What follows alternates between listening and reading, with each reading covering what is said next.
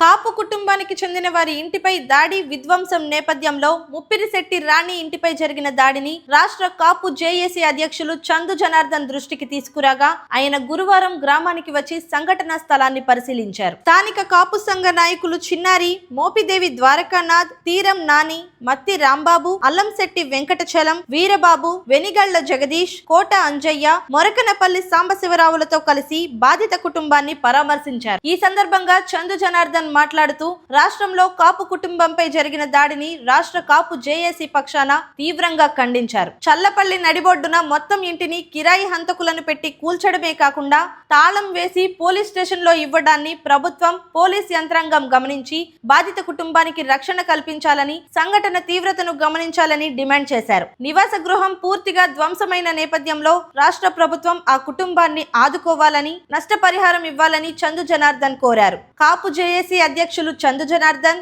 కాపు సంఘ నాయకులు బాధిత కుటుంబాన్ని వెంట తోడుకొని వెళ్లి చల్లపల్లి సిఐ శ్రీనివాస్ ను కలిసి వారికి ప్రాణ రక్షణ కల్పించాలని కోరారు. ఇల్లు ధ్వంసం చేసిన నేపథ్యంలో సంఘటన ప్రదేశాన్ని వ్యక్తిగతంగా పరిశీలించి పూర్తి స్థాయి విచారణ జరిపించి న్యాయం చేయాలని కాపు ప్రతినిధి బృందం కోరింది.